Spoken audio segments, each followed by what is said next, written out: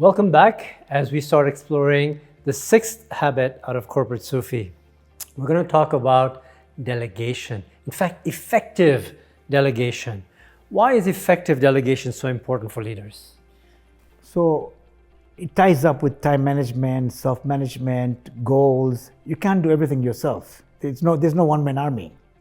So you got to be able to use your team well, whether you're playing sports, whether you're doing business, whether you're going for war. And so how you're going to optimize your team is the way you delegate to people.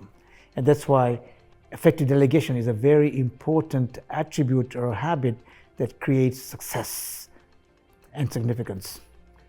How do I manage the psychology in my head that I've got to give control to somebody else to do things that are important in the organization? The more in control you think you are, the less in control you are. For example, if I think I'm going to control Salim, which means I've got to be on your neck 24 hours to check whether you're doing it or not. So now, instead of being on control, I've lost control because all I have to worry about is what Salim is doing. But if I empower you, and I trust you, and I give you the accountability and the expectations, then all I have to do is review your goals and see, are you on track, where you're going? So the more in control you think you are, the less in control you become.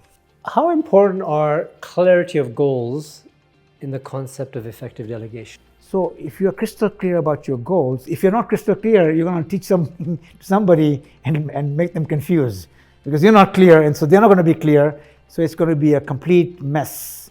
If you're crystal clear, so you'll start with somebody by talking about what are we trying to achieve here. So the person knows what the goal is. So the person also has some discretion to make some decisions to meet the goal.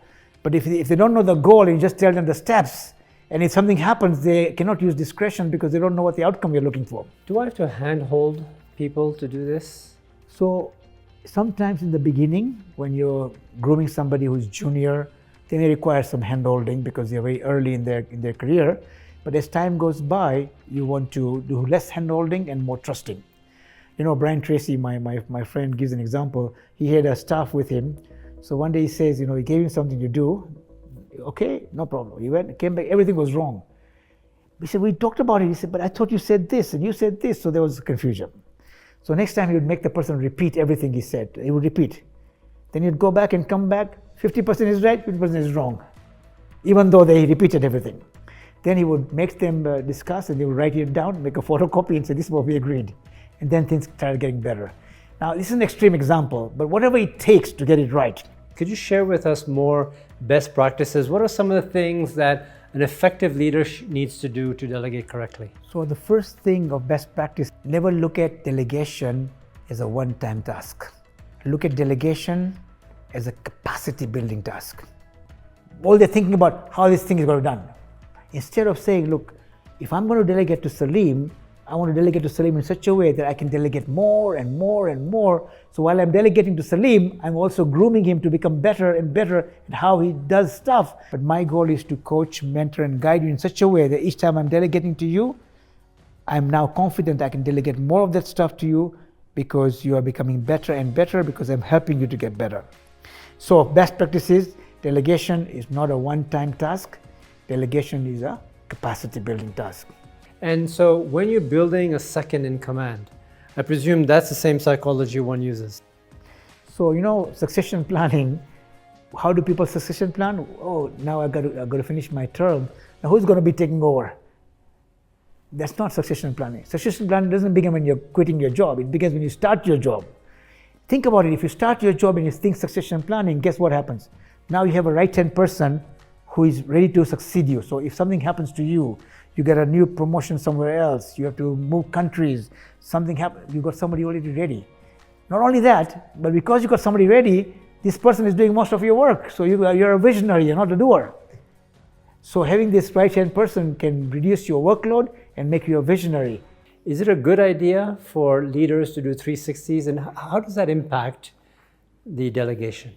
So 360 degrees is a process where you meet people who interact with the leader, whether they're their employees, whether they're their stakeholders, colleagues, customers, whatever. All of them give perspective about the leader, and the leader gets a very broad picture of how people perceive him and what they think his strengths are and where he's overlooking his issues. And that becomes very important for his self-awareness. And that allows him to be better at navigating and tweaking his approach to how he goes about doing things. To be able to delegate well, you need to know yourself better. Meaning, if you're not crystal clear about what you want, then how are you going to delegate? You're going to confuse people as well. The other part also is, it's called situational leadership. Every person in your team is not to be guided the same way. So how are we using our team and how we're delegating appropriately can also be important, because you know the 3 circles, you're good at something, okay, you enjoy doing it, and it brings you income. When these 3 circles collide, it's your sweet spot. So knowing your team's sweet spot and using it for them makes them enjoy what they're doing, they're good at doing, and they'll bring you income. But that also requires awareness and knowing your team well. You need to slow down, to speed up, and that allows you to be a better delegator. Excellent. Azim, can I invite you just to summarize for us what is our learning? So delegation is a very important part of business and life and leadership, because you can't do everything yourself. There's no one-man army. So to be an effective delegator, you need to be clear about your own goals. You need to make sure when you delegate, do not treat it as a one-time task, but treat it as a capacity building task.